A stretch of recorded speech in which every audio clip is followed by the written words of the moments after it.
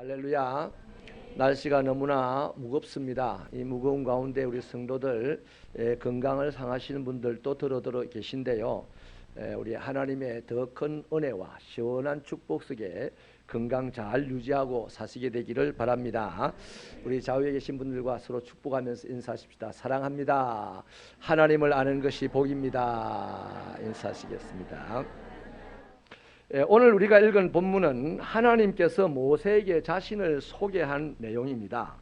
여기에는 하나님이 밝히신 두 가지 이름이 있거든요. 근데 그 각 이름 안에는 기독교 교리의 핵심이 되는 두 가지 속성이 들어있습니다. 우리 한국 교회가 너무 복복하다가 보니까 이 교리의 대체로 약해요.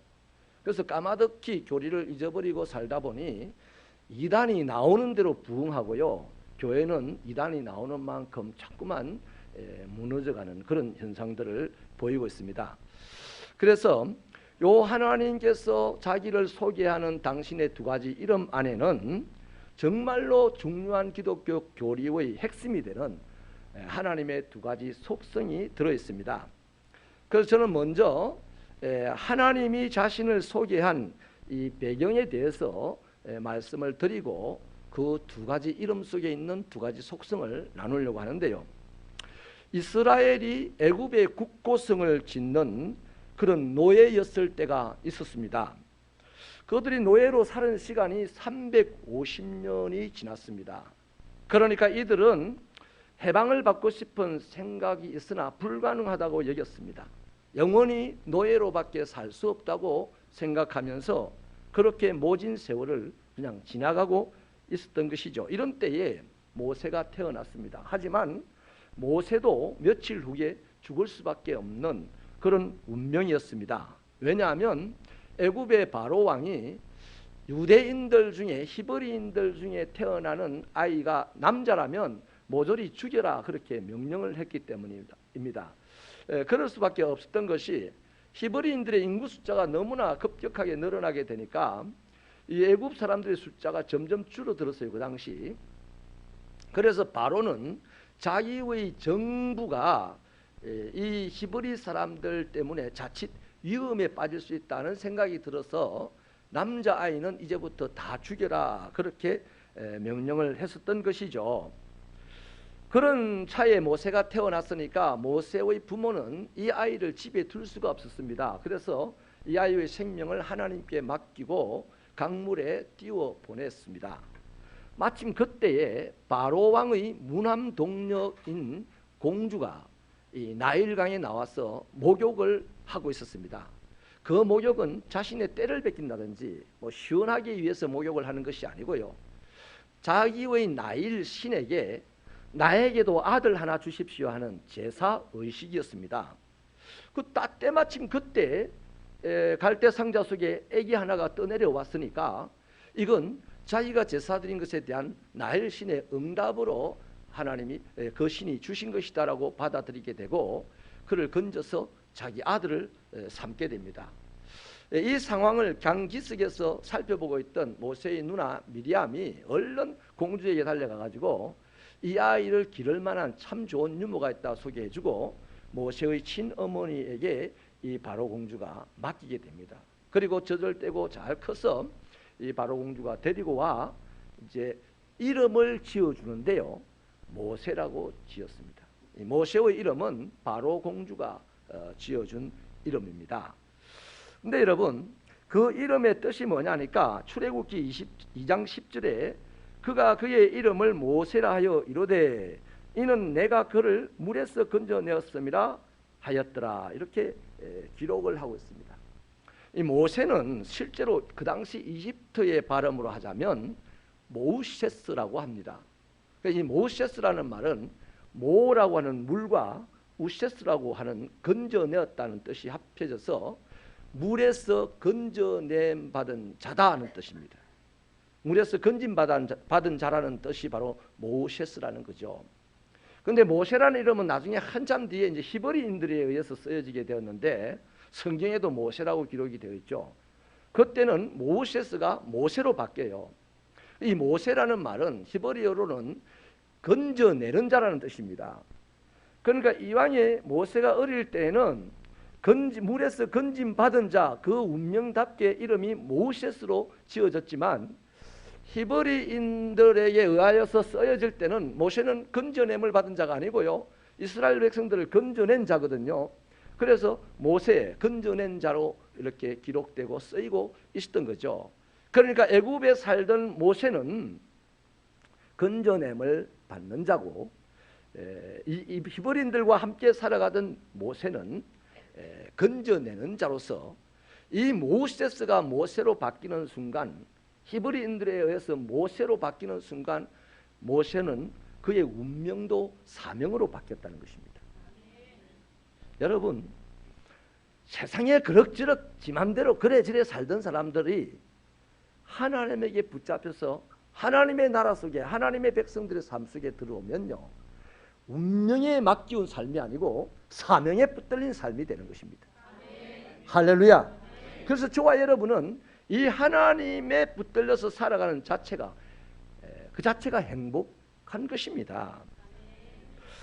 그런데요, 모세는 그럼에도 불구하고 자기 사명을 모르고 살았습니다. 그렇게 왕궁에서 40년을 살았고 광야에서 40년을 살았어요. 합해서 80년을 세월을 보내는 중에 이제 늙어버렸습니다. 힘도 없었습니다. 모세라는 사명을, 운명이 바뀌어서 사명을 가진 자이지만은, 그러나 자기가 사명을 모른 채 80년의 세월을 허비하고 늙고 힘이 없어져 버렸어요. 이런 모세를 하나님이 떨기나무 불꽃 가운데서 만나 주신 것이죠. 그리고 하나님께서 사명을 일깨워 주십니다. 그것이 뭐냐면, 이제 내가 너를 바로에게 보내어 너에게 내 백성 이스라엘 자손을 애굽에서 인도하여 내게 하리라 하는 말씀입니다. 이 말씀은요, 모세로서는 전혀 뜻밖의 말씀이에요. 모세의 입장에서 보면 하나님의 뜻과 계획과 섭리는 말도 안 되는 얘기입니다. 이것은 오늘날 우리도 마찬가지죠. 우리도 하나님의 말씀을 듣는 순간 하나님의 뜻이 무엇이며 하나님의 계획이 무엇인지 나름 능력에 따라서 그 뜻과 계획을 알게 되죠. 그러나 그것을 내가 해야 할 일이라고 생각하기는 쉽지가 않습니다. 더 나아가서 나는 그 일 못해요 라고 말들을 합니다.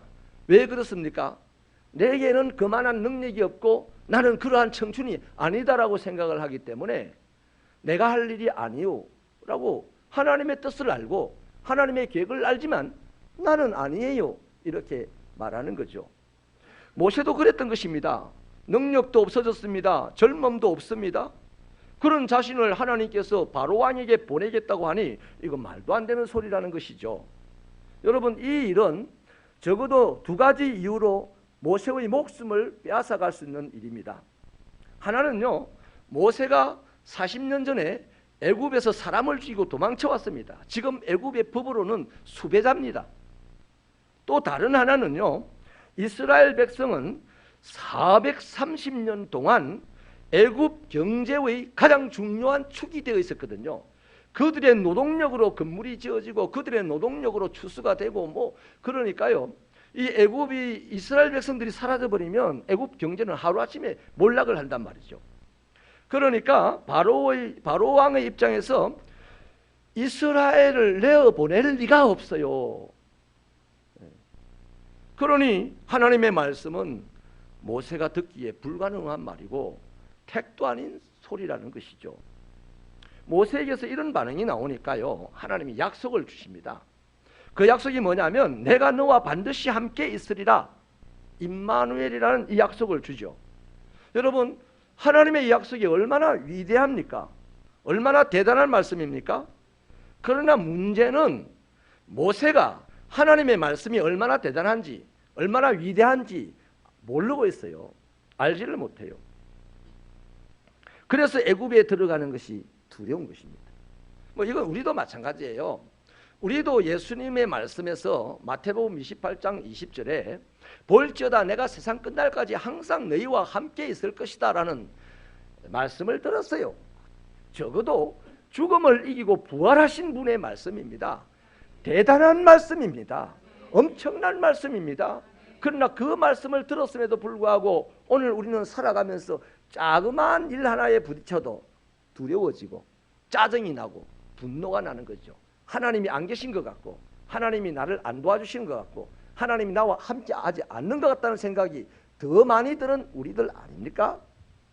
그래서 우리들의 삶은 아버지 아버지하고 주여 주여 하고 예수님 예수님 하면서도 내 인생이 자꾸만 이상하게 답답하고 안 풀리는 것 같고 힘이 들고 짜증나고 그래서 우중충한 얼굴로 하나님을 부르면서 그리스도인입니다 하고 살아가고 있지 않습니까?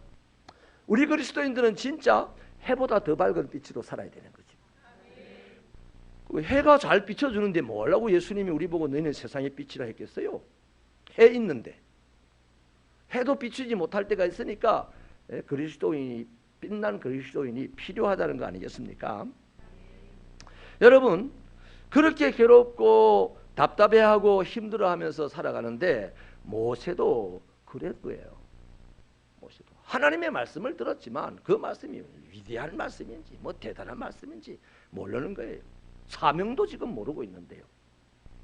그래서 하나님께 이제 묻습니다.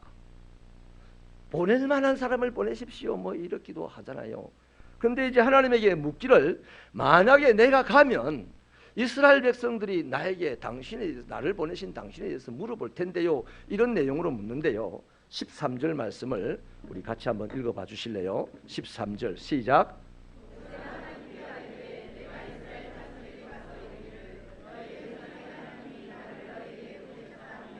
그들이 내게 묻기를 그의 이름이 무엇이냐 하리니 내가 무엇이라고 그들에게 말하리까?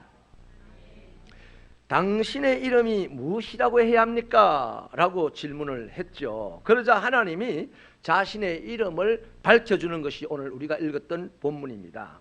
여러분 여기서 저와 여러분이 알아야 할 기독교의 중요한 특징이 하나 있는데요.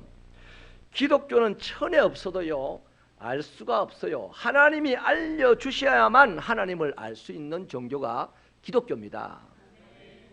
이것을 갖다가 계시라고 그래요. 신학적인 용어로. 계시라는 말 뜻은 커튼을 열어 젖힌다는 뜻이거든요. 한번 보십시오. 여기 커튼이 막혀 있으니까 우리 아무리 보려고 해도 밖이 안 보이잖아요. 근데 누구가 살짝 열었습니다. 10cm 열면 세상은 10cm만 우리에게 보이는 겁니다. 그런 거예요. 하나님께서 우리에게 보여주시는 만큼만 우리는 알 수 있고 그만큼만 알아도 우리는 능력으로 살 수 있고 그만큼만 알아도 우리는 천국 가는데 지장이 없고 그만큼만 알아도 우리는 세상을 다스리는 사람이 될 수 있어요. 하나님은 알만한 사람에게 그만큼씩 알려준단 말이에요. 여러분 그래서 기독교를 갖다가 계시의 종교라 그렇게 얘기합니다. 그런데 타 종교는요 그 종교의 신이 자기를 알려주지 않습니다. 그 종교를 믿는 사람들이 자기가 믿는 신을 알기 위해서 몸부림을 쳐야 되고 엄청난 노력을 하고 수고를 하고 고행을 해야만 하는 거죠. 거기에 비하면 기독교는 하나님이 찾아오셔서 자신을 알려주시고 보여주시는 거죠. 그래서 우리는 그분이 알려주시는 것만큼만 알게 되어 있습니다. 그래서 이 하나님의 계시는 두 가지가 있어요. 하나는 일반 계시라고 하는 것이고 다른 하나는 특별 계시라고 하는 것인데 일반 계시는 우리 눈에 보이는 피조물들 이런 것들을 보면서 하나님을 느끼게 되고 하나님을 알게 되는 것을 갖다가 일반 계시라고 합니다. 이를테면 푸른 창공을 바라보고 저 먼 수평선을 바라보면서 너무 아름다워요. 그러면 주 하나님 지으신 모든 세계 이렇게 노래를 하는 거예요. 그렇게 아름다운 풍경을 보면서 아 하나님이 저것을 만드셨구나 이걸 안단 말이에요. 할렐루야. 그런데요 애니미즘, 토테미즘을 섬기는 사람들, 정령숭배자들, 무속신앙인들 또 불교, 이방인들은요 무엇을 보냐면 하나님이 만든 이 피조물을 보고서요 그 피조물 중에 나무가 엄청나게 크다, 바다가 엄청나게 넓다, 하늘이 엄청나게 높다 뭐 이런 대단한 물건들이 보이면 그 사람들은 그 물건을 하나님이라고 아는 거예요. 그래서 그 물건에 절을 하고 그 물건을 섬기는 겁니다. 이것이 바로 기독교와 일반 종교와의 다른 점입니다. 기독교인들은 물건을 보고 하나님을 느끼고 알게 되고요. 비기독교인들은 물건을 보고 그것이 하나님이라고 생각을 한다 이 말이에요. 이렇게 다릅니다. 그러나 여러분, 그렇다고 해서 우리가 물건을 보고 하나님을 안다고 해서 그 물건을 보고 하나님의 뜻까지 아느냐, 하나님의 계획과 섭리까지 아느냐, 그건 아니다 이 말이에요. 그 하나님의 뜻을 알고 하나님의 계획과 섭리를 아는 것은 바로 특별한 계시로 알게 되는데, 그 특별한 계시가 무엇이냐? 성경 말씀이다 이 말이에요. 하나님의 말씀이다 이 말입니다. 아멘이십니까? 그래서 기독교는요, 하나님이 보여주시는 것으로만 알 수 있다 하는 것입니다. 그래서 우리는요, 하나님이 보여주지 않는 것까지 알려고 막 여기저기 돌아다니고 애쓰고 노력할 필요 없어요. 아멘이십니까? 요래 노력하는 자들이 이단들입니다. 이단들. 특별한 계시가, 새로운 계시가 있다면서 성경 밖의 것을 찾아서 지금도 돌아다니고 있어요. 요런 것들을 우리가 정확하게 잘 모르고 있기 때문에 이단 앞에서 한마디 말도 못하고 그냥 예 나는 믿는데요, 가세요, 뭐 이렇게 하고 끝나는 거죠. 여러분, 혹시라도요, 우리들 가운데서도요, 기도 세게 하고 많이 하고 오셔가지고 나 계시를 받았다, 뭐 특별한 계시를 받았다 이렇게 말하는 사람은요, 잘못된 표현입니다. 계시는 그렇게 받는 게 아니에요. 계시는 이미 완벽하게 주어졌어요. 성경 말씀으로 주어졌어요. 만약에 그래도 나는 계시 받았다 그러면 그 사람은 사단에게 받은 계시입니다. 하나님은 일반적으로 하나님을 알 수 있도록 피조물을 우리에게 보여주셨고, 특별하게 알 수 있도록 하나님은 성경을 우리에게 주셨으니 여기서 보여주고 여기서 깨닫는 것만큼 우리는 알 수가 있다는 겁니다. 그래서 하나님을 뭐 알려고, 하나님을 뭐 보려고 몸부림치며 수고하고 뭐 고생하고 할 거 없어요. 우리가 정말 노력해야 될 것은 주여 나의 눈을 뜨게 하셔서 하나님의 기이한 법을 보게 하옵소서, 이것에 대해서 노력을 해야 되는 거예요. 아멘이십니까? 자, 그래서요, 오늘 이 특별한 계시는 완벽하게 성경 말씀으로 주어졌으니까 요 말씀에 접촉되어 가지고 변화의 사건들이 일어납니다. 특별한 사건들이 일어납니다. 그걸 갖다가 계시 사건이라고 합니다. 뭐 은혜를 받았다든지 놀라운 변화가 일어났든지 한 사람이, 그건 바로 성경 말씀에 접촉을 하는 순간 하나님의 은혜로 변화가 일어나고 기적이 일어나는 것 같다. 계시의 사건이라고 그러니까, 계시는 이미 완벽하게 우리에게 주어졌고, 계시의 사건은 계속해서 사람들 가운데, 그 계시에 접촉하는 사람들 가운데서 사건은 일어난다 이 말이에요. 기적은 일어난다는 것입니다. 그래서 오늘 우리가 읽은 이 본문은요, 하나님이 누구신지, 하나님의 이름이 무엇인지 직접 계시해 주는 성경 말씀입니다. 하나님은 여기서 당신의 이름을 두 가지로 우리에게 보여주었습니다. 하나는요, 스스로 있는 자입니다. 우리 14절을 같이 읽어보실까요? 힘차게 읽어주세요. 시작. 또 이르시되 너는 이스라엘 자손에게 이같이 이르기를 스스로 있는 자가 나를 너희에게 보내셨다 하라. 하나님이 모세에게, 또 오늘 이 특별 계시 성경을 읽는 우리에게 당신의 첫 이름을 알려주신 것이 바로 스스로 있는 자래요. 여러분, 이것은 오늘 성경 그 밑에 보면 1번이라고 달려가지고 나눠주라고 해서 해석을 해놨는데, 히브리역으로 해석을 해놓은 것이 뭐냐면 나는 나다라는 뜻입니다. 자, 하나님의 이름이 나는 나래요. 여러분, 이거 어줍지 않고 이상하지 않습니까? 뭐 성은 나시고 이름은 너나답니까? 굉장히 우스꽝스럽고 이상하고 이해도 안 되는 이름이잖아요. 이름이라는 것은요, 그 사람을 정의하는 것입니다. 그 사람의 가정의 배경, 그 사람의 인품, 인격, 성품, 그 사람의 스타일, 이런 것들을 한마디로 정리한 것이 이름이거든요. 그런데 나씨와 너나다가 무슨 배경이 있으며 성품이 있으며 그렇습니까? 없어요. 이건 뭐겠습니까? 나의 이름은 가르쳐 줄 수 없다 이 말입니다. 나의 이름은 너희가 알 수 없다 이 말입니다. 아멘입니까? 그 하나님은 당신의 이름을 모세에게 1차적으로 가르쳐 준 것을 거절한 것이에요.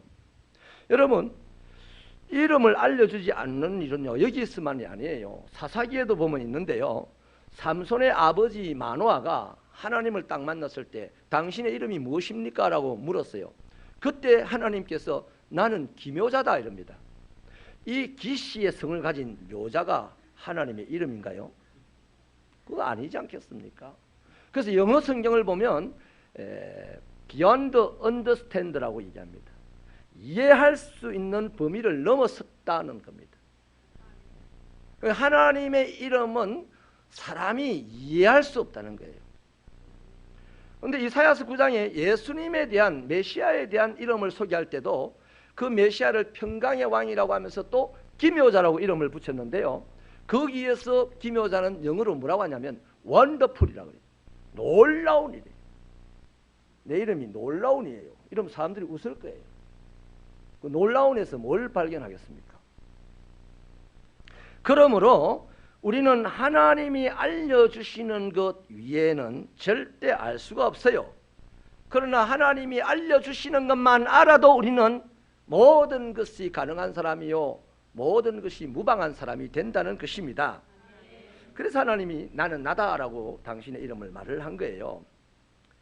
하나님은 자기가 인간의 정의 안에 갇히는 분이 아니라는 얘기입니다. 이것은 다시 말하면 인간의 상상과 생각과 인간의 능력을 초월하시는 하나님이라는 것을 가르쳐주기 위해서 나는 나다 이렇게 말을 한 거예요. 여러분, 하나님의 이 초월성은 인간이 가질 수 없는 것이기 때문에 신학적으로 비공유적 속성이라고 합니다. 하나님과 내가 함께 공유할 수 있는 속성이 아니라는 겁니다. 나는 나다, 이 초월적인 것은. 이 하나님께서 이런 초월적인 비공적인 속성을 사람이 가질 수 없기 때문에 절대적 속성이라고도 하는데, 이를테면 하나님의 전지성이라든지 전능성이라든지 무소부재한 거라든지 절대주권성이라든지 영원성이라든지 이거 인간은 가질 수 없는 거잖아요. 요만큼도 가질 수 없는 거잖아요. 마귀 루시퍼가 하나님 앞에서 이 절대주권성을 한번 가져보려고 노력하다가 하나님에게 쫓겨났지 않습니까? 이거는 하나님만 소유한 속성이란 말이에요. 비공유적 속성. 그래서 저와 여러분이요, 하나님의 이 초월적인 속성, 우리가 공유할 수 없는 이 대단한 속성을 우리가 왜 알아야 되느냐? 그것이 우리의 삶에 어떤 의미가 되어지고 우리의 삶에 얼마나 큰 영향력을 주는지를 알 수가 있기 때문에 하나님의 초월적인 속성을 우리가 알아야 되는 거예요. 그래서 앞으로 오랜 동안 이 초월적인 속성에 대해서 설교를 하려고 합니다. 두 번째 밝히신 하나님의 이름이요, 여호와입니다.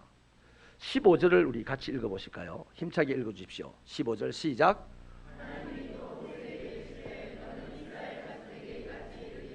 너희 조상의 하나님 여호와 곧 아브라함의 하나님, 이삭의 하나님, 야곱의 하나님께서 나를 너희에게 보내셨다 하라. 이는 나의 영원한 이름이요 대대로 기록 나의 칭호니라. 여기 두 번째 밝혀준 이름이요 여호와라고 하는 이름인데, 여호와가 하나님의 영원한 이름이고 영원히 기억해야 될 칭호라고 하죠. 이 여호와라는 이름이 얼마나 중요한지 성경 전체에 기록된 횟수가 5,000번이 넘습니다. 그만큼 중요한 이름인데요. 그런데 놀라운 것은 이 여호와라는 하나님은 아브라함의 하나님이고 이삭의 하나님이고 야곱의 하나님이라는 것입니다. 모세의 기억 속에 야곱은 자기들을 애굽으로 이끌어 들어간 한 사람 족장이었습니다. 시조였어요. 그 야곱의 아버지가 이삭이었어요. 이삭의 아버지가 아브라함인데 아브라함과 하나님이 약속한 것이 바로 애굽에서 400년간의 나그네 삶이었고 가나안 땅의 축복의 삶이 약속된 것이거든요. 그러니까 여러분, 모세가 여호와다라고 하면서 영원한 이름이고 대대로 기억해야 될 칭호인데, 이 여호와는 너희 조상 아브라함과 이삭과 야곱의 하나님이야 이라고 말했을 때요, 이 하나님은 얼마나 친밀하게 느껴졌을까요? 아까 말했던 우리의 한계를 뛰어넘어 계시는 초월적인 하나님은요, 가까이 갈래야 갈 수가 없어요. 그런데 요 여호와는 우리 할아버지의 하나님이래. 우리 집에 같이 살았대. 할렐루야. 그래서 이렇게 친밀하고 가깝게 느껴지는 하나님, 그 하나님의 이름이 여호와라는 건데, 그래서 나랑 가까우니까 나와 관계도 지어질 수 있겠네 라는 생각을 하게 되는 거죠. 이걸 갖다가 내재하시는 하나님이라는 겁니다. 우리 가까이, 우리 삶의 영역 안에 들어오신 하나님이라고 말씀하는 거예요. 요 내재적 하나님을 쉽게 이해하려면요, 천주교 사람들의 하나님과 저 모슬렘들의 하나님을 살펴보면 우리가 쉽게 이해를 할 수가 있어요. 천주교인들은 하나님이 창조를 했대, 세상을. 그리고 지금은 별 간섭 안 하는데 저 멀리 있어요. 저 멀리 우주 밖에 있어요. 내가 갈 수 없는 곳에 있어요. 초월적인 하나님으로 이해하고 있어요.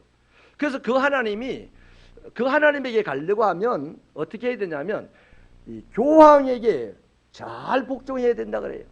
교황의 다스림을 받고 사제들의 말을 잘 들어야만 저 하늘나라에 갈 수 있고 그 하나님에게 갈 수 있다는 거예요. 그래서 예전에 교황이, 사제들이 깡통을 놔두고 여기에 돈을 넣어라, 땡그랑 하는 소리가 날 때마다 너희 친구가 구원을 받고 너희 부모가 구원을 받고 네가 원하는 사람들이 구원을 받으니까 땡그랑 넣어서 중세시대에 교회를 엄청나게 더 크게 지었고 14군 전쟁을 하는 자금도 마련을 했죠. 그들은 그랬습니다. 실제로 교황이 하라는 대로 해야만 저 초월에 계시는 하나님에게 갈 수 있다고 생각하니까 교황의 말대로 해야 되는 거예요. 모슬렘도 그래요. 알라라는 신이 세상을 만들었는데 그 알라는 지금 저 우주 밖에 있다. 여기 일에 관심도 없다는 겁니다. 그러니까 그 알라에게 가야만 구원을 받고 그 알라에 있는 곳이 천국인데 그 알라에게 가려면 코란을 열심히 읽고 코란을 순종하고 살면 그만큼 간다라고 가르쳐주는 것이에요. 여기에 비하면 기독교는 그게 아니에요. 기독교는 저 초월에 계신 하나님이 우리 집에 와가지고 우리 할아버지하고 함께 사셨던 하나님이야. 내재적인 하나님. 세상의 어떤 종교는, 모든 종교는 초월에 계신 신만 있어요. 그래서 거기에 갈 수가 없어요. 울어도 안 돼요, 힘써도 안 돼요, 영써도 안 돼요, 돈 써도 안 돼요. 그런데 우리는 저 초월에 계신 하나님께서 내 집에까지 오셔서 함께 살고 계시니 힘쓸 필요가 없어, 용쓸 필요가 없어, 울 필요가 없어. 믿으면 되겠네. 할렐루야. 또 이렇게 너무 수월하니까 그게 무슨 구원이냐 하면서 이제 어려운 데를 찾아가서 또 저리 간다. 잘 이해가 되셨습니까? 우리 새벽교 성도는 수준이 상당히 높다. 이 부분은 사실 이해가 쉽지가 않는데요. 이해가 되신다니 우리 새벽교 성도들의 수준을 높이 보고 앞으로 한 40-50번 정도 이 하나님에 대한 설교를 하도록 하겠습니다. 해야 돼요. 지난주에 우리가 말씀을 드린 대로 하나님을 모르면서 하나님을 섬겨왔던 세월이 너무 깊었어요. 자, 그래서 여러분, 우리 기독교의 하나님은 우리와 깊고 가까운 관계를 맺고 사신 분이다 이 말입니다. 여호와라는 그 이름이. 그 얼마나 우리와 가까워 계신지요, 얼마나 우리와 세밀하게 관계를 하시는지 우리도 세지 못하는 우리 머리를 센다네. 어떤 대머리 그 성도 한 분이 제보를 들어요. 자기는 하나님을 기뻐쓰게 하는 자라고. 머리가 없기 때문에 하나님이 자기를 그냥 지나간대. 술 타고 고맙다 하면 지나간대. 셀 일이 없어서. 참 그 기발한 그 코믹을 되게 유머를 주시던데요. 여러분, 이렇게 우리와 가까이 계셔서 우리의 머리털을 세시는 하나님이시니 우리의 필요도 아시고 우리에게 손만 살짝 내밀어도 우리를 잡고 우리를 바른 길로 인도하시고 위험한 가운데서 건져주시고, 할렐루야. 심지어는 우리로 하여금 그분을 아버지라고 부르게까지도 하시니 이것을 하나님의 내재성이라고 하는 거예요. 이런 하나님의 속성으로는요, 신실함이라든지 공의로움이라든지 사랑 같은 것들이 있죠. 이 신실함과 공의와 사랑 이런 거는 우리도 지금 소유하고 있는 부분이 있지 않습니까? 물론 하나님만큼은 못하지만 그 하나님과 내가 같이 함께 공유하고 있다는 것입니다. 그래서 하나님의 속성 중에 또 다른 하나, 공유적 속성을 가지고 있다는 것이죠. 여러분, 우리는 하나님이 가르쳐주신, 모세에게 가르쳐주시고 오늘 우리로 하여금 보고 읽고 듣게 하신 이 두 이름 속에서요, 하나님의 두 가지 속성을 보았어요. 이 두 가지 속성에 대한 바른 이해는 저와 여러분의 이 구원에 얼마나 놀라운 의미가 있는지를 확실하게 알게 하고, 또 우리들의 삶의 영역에 얼마나 엄청난 영향력을 행사하는지를 확실하게 알게 합니다. 그래서요, 우리가 공유할 수 없는 하나님의 초월성이 나를 영원히 살게 하고 구원하고 한다는 것, 또한 이 하나님이 우주 밖에서요, 자, 초월적인 하나님이기 때문에 나를 살게 할 수 있어요. 구원할 수 있어요. 이해되시죠? 나와 똑같이 80년을 사는 분이 하나님이라면 어떻게 나를 영원히 살게 할 수가 있겠어요? 안 되잖아요. 그러니까 하나님은 저 영원 전부터 계산할 수 없는 저 영원한 미래까지 하나님은 함께 사시고 있다.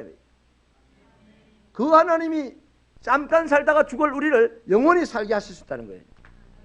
그런데 이러한 초월적인 하나님이 그냥 저 영혼 밖에 계시다면 우리가 그걸 알기는 아는데 못 가는 거야. 우리가 살 수 있다는 방법은 아는데 우리가 살 수가 없어.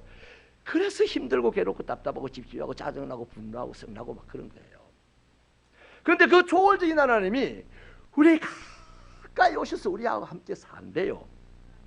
사랑으로, 진실함으로, 공의로움으로. 그래서 우리는 그 사랑의 초월적인 하나님이 가시는 곳까지 우리는 갈 수 있는 자가 됐다는 것입니다. 할렐루야.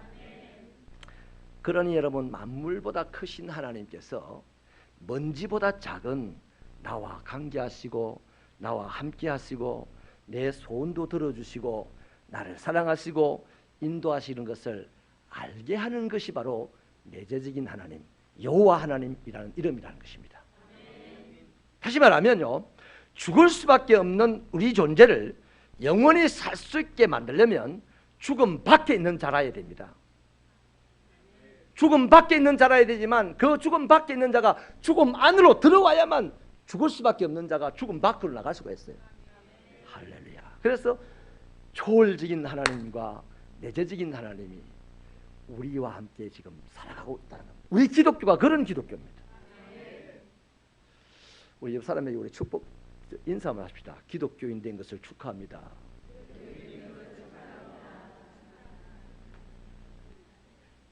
여러분, 이 하나님의 초월성과 이 하나님의 내재성, 저 내가 갈 수 없는 멀리 있는 하나님, 오늘 우리 집에 나와 함께 주무시는 하나님, 이 하나님을 동시에 가장 잘 설명해 주는 교리가 바로 삼위일체의 하나님입니다. 초월하신 그 하나님께서 우리를 살리시려고 이 땅에 오셔서 십자가에 못 박혀 죽으신 예수가 되었습니다.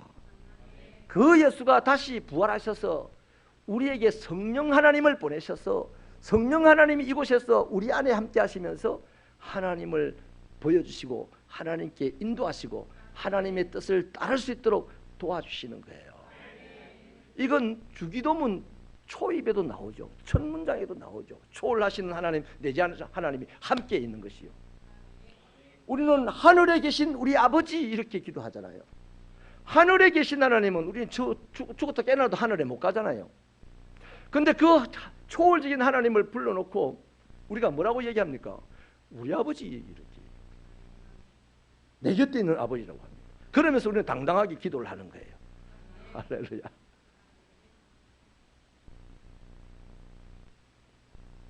말씀을 마치겠습니다. 기독교의 하나님은요, 전 세계 우주 밖에 계시면서 지금 똑같은 시간 안에 우리 안에도 계십니다. 그래서 가장 작은 나에게까지 하나님은 당신의 영향력을 미쳐오십니다. 그래서 여러분, 이 하나님을 우리가요 잘 알아야겠어요. 잘 모르면요 교회 덩치는 커져가는데 이상한 교회들, 하나님이 미워하시는 교회들이 돼요. 이 하나님을 잘 알면 민들레처럼 탁 터지면 가는 곳곳마다 교회가 서. 아멘이십니까? 교회 키울 노력할 필요 없어요. 하나님이 키워주시면 크는 거예요. 그런데 우리가 노력해야 될 것은 하나님을 알려고 노력해야 되는데, 아까 말한 대로 이단이나 저 타종교인들처럼 하나님을 알려고 노력하는 게 아니라, 하나님을 알려는 우리의 노력은 단순하게 하나님이 나에게 보여달라고, 하나님 좀 보여주세요. 그런 사람이 없어. 시간이 좀 갔습니다만요. 올해 우리나라 대통령이 문재인 대통령이 됐잖아요. 참 착한 것 같아요. 역대 대통령보다 제일 착한 것 같아요. 성품이 고운 것 같아요. 부드러운 것 같아요. 또 사람 같아요. 난 그래서 우리 한국 교회 지도자들이나 큰 교회 목사님들이 그 청와대 들어가서 기도회 같은 거 안 하면 좋겠어요. 내 바람입니다. 내가 힘이 있는 사람이 아니니까 그분들이 그런 말 할 수도 없죠. SNS나 한 번씩 이렇게 올려 삭기도 하는데, 옛날에 대통령이 되면 전두환의 시절에도, 또 노태우 시절에도, 김영삼 대통령들마다 대통령이 되면 교회 지도자에 들어가서 기도회를 하는데, 여러분 그 사람들 영향력보다요 하나님은 어디에 영향력을 주냐면, 금요일날 우리 새벽교회에서 나라를 위해서 기도하는 그 시간에 더 우리나라를 위해서 큰 영향력을 행사한다고 저는 확신합니다. 그분들은요 사진 찍으러 가는 기라 뭐 하려고 사진을 찍겠어요? 내가 대통령과 어깨를 나란히 하는 목사도 하려고. 우리 교회가 대통령을 뽑는데 혁혁한 힘을 가진 교회다 하려고. 거기 가서 기도 1분 해요. 순서에 따라서. 또 절의 중도 또 축복도 하고 이러잖아요. 여러분 우리가요 이 하나님을 정확하게 잘 이해를 하지 않고, 이해를 하려는 노력을 하지 않고 살아가니까 자꾸만 덩치가 커지면 하나님이 역사한다고 생각을 합니다. 부자가 되면 하나님이 역사한다고 생각하고, 자기가 막 교회에서 큰 소리 치면 하나님이 역사하는 사람을 생각을 아닙니다. 그것이 아니에요. 하나님은 내가 공유할 수 없는 하나님이시고 내가 공유할 수 있는 하나님이시기도 합니다. 이것을 아는 만큼 우리는 그 아들 예수님을 닮아요. 그 아들 예수님처럼 살아요. 그런 우리 새벽교회가 되기를 주님의 이름으로 소원합니다. 기도하시겠습니다.